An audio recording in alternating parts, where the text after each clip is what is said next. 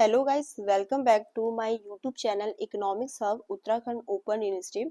इसमें जो हम सब्जेक्ट पढ़ रहे थे वो है आपका MAEC 503। उसका मैं आपको चैप्टर 5 करा रही थी जो है आपका infrastructure in Indian economy. 7 part में आपको ऑलरेडी करा चुकी है जिनमें हमने पढ़ा कि इंफ्रास्ट्रक्चर क्या होता है। इंफ्रास्ट्रक्चर मेनली दो कैटेगरी में हम क्लासिफाई कर सकते हैं। एक होता है आपका सोशल इंफ्रास्ट्रक्चर और दूसरा होता है आपका इकोनॉमिक इंफ्रास्ट्रक्चर। ठीक है, ये सब कुछ मैंने पढ़ाया, जिसमें मैंने आपको बताया भी कि भी आपका जो इकोनॉमिक इंफ्रास्ट्रक्चर होता है वो आपका जो होता है एक तरीके से तो हमने क्या पढ़ा था, इकोनॉमिक इंफ्रास्ट्रक्चर में हमने यही पढ़ा था कि ये आपके इकोनॉमी के फंक्शनिंग में मदद करता है, ये हेल्प करता है प्रोडक्शन में, डिस्ट्रीब्यूशन में और कंजप्शन ऑफ में गुड्स एंड सर्विसेज के, और ये बहुत ही जरूरी होता है इकोनॉमिक डेवलपमेंट के लिए। फिर हमने ये भी जानी थी कि मेजर क्या कंपोनेंट्स होते हैं, तो हमने जाना था उसमें एक ट्रांसपोर्टेशन हो गया आपका, दूसरा हमने एनर्जी वाला पढ़ा था और तीसरा जो हमने पढ़ा था कम्युनिकेशन इंफ्रास्ट्रक्चर, जो आपके बुक में भी दे रखे हैं। इवन और भी जानेंगे हम कंपोनेंट्स में, तो देखो उसमें बैंकिंग और फाइनेंशियल भी आ जाएगा, स्टोरेज एंड वेयर हाउसिंग भी आएगा। ठीक है, बट मेनली हमने 3 कंपोनेंट ही डिस्कस करे थे जो बुक में भी दे रखे हैं। अब आ जाते हैं हम सोशल इंफ्रास्ट्रक्चर पे।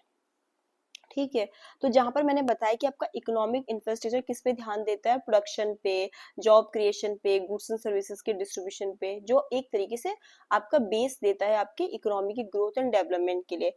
जस्ट उसके अपोजिट दूसरा हमने जो इंफ्रास्ट्रक्चर पढ़ा था वो क्या है, सोशल इंफ्रास्ट्रक्चर।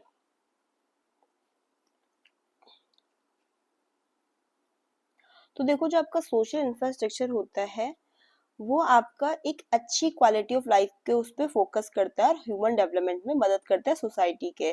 तो यहाँ पर देख भी लेते, देखो लिखा भी है इसमें, social infrastructure refers to the facilities and services that support the quality of life and wellbeing of the population. Unlike economic infrastructure जो किसको सपोर्ट करता है, प्रोडक्शन पे, तो ये किस पे ध्यान देता है, ह्यूमन डेवलपमेंट पे, हेल्थ पे, एजुकेशन पे, हाउसिंग पे। तो जो हमने ये मीनिंग पढ़ा इससे हमें क्लियर है कि आपका सोशल इंफ्रास्ट्रक्चर में वो सारी फैसिलिटीज और सर्विस आ जाती है जो किसमें मदद करती है, अच्छी क्वालिटी ऑफ लाइफ में और वेलबिंग में, किसके, हमारी जो जनता है, हमारी जो पॉपुलेशन है, हमारे जो ह्यूमन रिसोर्सेज है उनके। आपका जो इकोनॉमिक इंफ्रास्ट्रक्चर होता है वो आपका प्रोडक्शन पे फोकस करता है, जॉब क्रिएशन पे फोकस करता है।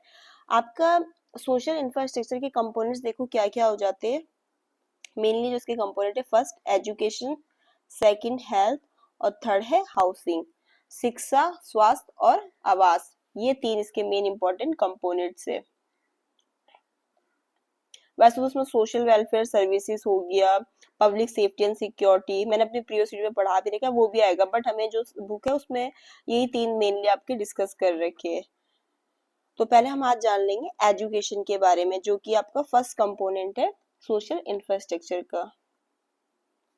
देखो एजुकेशन की अगर हम बात कर रहे हैं, शिक्षा, तो एक अच्छी क्वालिटी ऑफ लाइफ के लिए हमने कहा ना कि हमारा सोशल इंफ्रास्ट्रक्चर उसी पे तो फोकस करता है। एक अच्छी क्वालिटी ऑफ लाइफ के लिए, ह्यूमन डेवलपमेंट के लिए, तो फिर शिक्षा तो बेसिक है, बहुत जरूरी है। ठीक है, इसमें आपकी प्राइमरी, सेकेंडरी, हायर एजुकेशन के इंस्टीट्यूशन आ जाते हैं, जैसे कि आपके स्कूल्स आ गए, कॉलेजेस आ गए, यूनिवर्सिटीज आ गई, आपकी वोकेशनल ट्रेनिंग सेंटर्स आ गए। ठीक है, जहाँ पर ट्रेनिंग मिलती है किसी स्किल से रिलेटेड या कुछ आपको ट्रेनिंग कराई जा रही है। देखो जो आपके वोकेशनल ट्रेनिंग सेंटर होते हैं वो ऐसे इंस्टीट्यूट्स होते हैं जो आपको प्रैक्टिकल और जॉब ओरिएंटेड एजुकेशन देती है इंडिविजुअल को, स्पेशली यूथ को, ताकि उनको हम कोई ट्रेड सिखा सके, कोई क्राफ्ट सिखा सके जो उनके कैरियर में हेल्प करे। उनको स्किल्ड बेस्ड इसमें आपको ट्रेनिंग दी जाती है।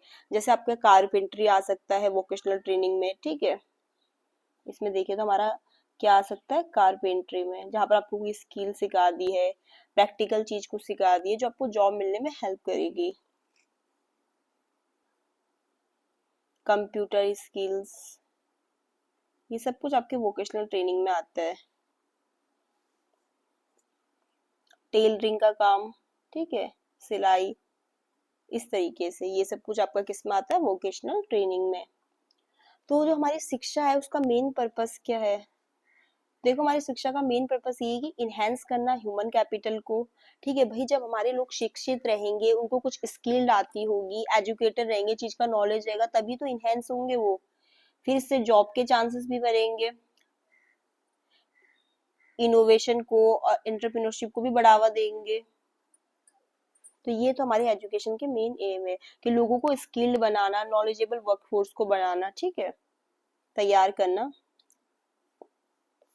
देखो गवर्नमेंट ने भी इसमें समय समय में एफर्ट्स लिए। गवर्नमेंट के एफर्ट्स या इनिशिएटिव्स की बात करें तो हम उसमें वही आ जाते हैं कि भाई गवर्नमेंट क्या पॉलिसीज लाई, क्या स्कीम लाई एजुकेशन के लिए। तो उसमें जैसे आपका क्या आ गया, राइट टू एजुकेशन एक्ट 2009 का, न्यू एजुकेशन पॉलिसी 2020, समग्र शिक्षा अभियान ये आ गया आपका, mid day meal scheme, Beti Bachao Beti Padhao, ठीक है। और समय समय पे जैसे गवर्नमेंट जैसे स्कॉलरशिप और फाइनेंशियल सपोर्ट देती है जो जरूरतमंद लोगों को, SC ST हो गए, OBC हो गया इनको, या जो बच्चे मतलब एक मेरिट लिस्ट को पास करके आगे बढ़ते हैं, मतलब एक मेरिट लिस्ट गवर्नमेंट ने अगर सेट कर रखा कि भी इतना परसेंटेज चाहिए, उतना वो ला पा रहे तो उनको स्कॉलरशिप भी दी जा रही है, ठीक है।